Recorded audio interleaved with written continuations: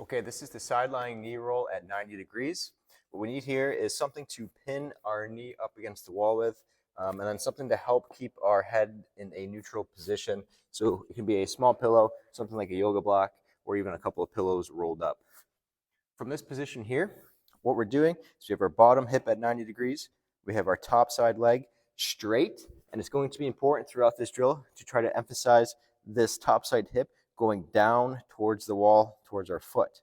So not having it hiked up like this, but instead actively trying to push our foot down away from us, which pulls this hip down with it. Try to keep that there the whole time. It'd be important to remember to re-cue yourself to keep this kind of extended long leg. Now from here, we're focusing on this bottom side hip, where we're simply just rolling forward, not letting our low back start to extend to get any extra range of motion.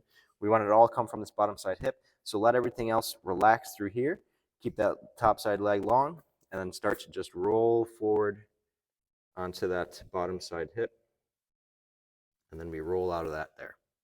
Now we can use some cueing from this yoga block here to, as we roll down forward, that think about we're actually actively trying to pull our knee away from that yoga block, right? It's okay if it doesn't even move an inch, but we want to actively think as we roll forward to pull our knee off that yoga block, pulling it deep into our hip.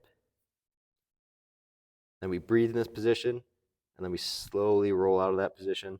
And as we do that, think about pushing that yoga block or our knee into that yoga block as we do that. Really overemphasizing the movement there at the hip joint, hip capsule.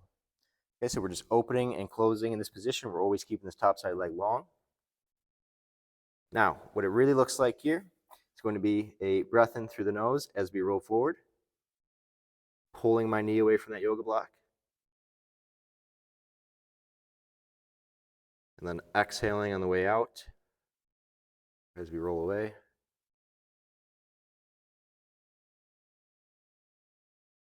Again, pushing my knee into that yoga block. And then we do that same thing.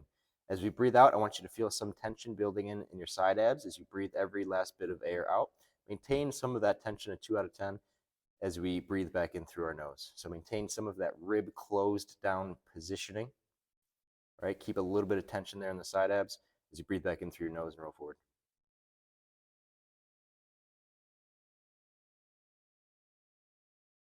A great drill to start working on bottom side internal rotation and external rotation of that top side hip.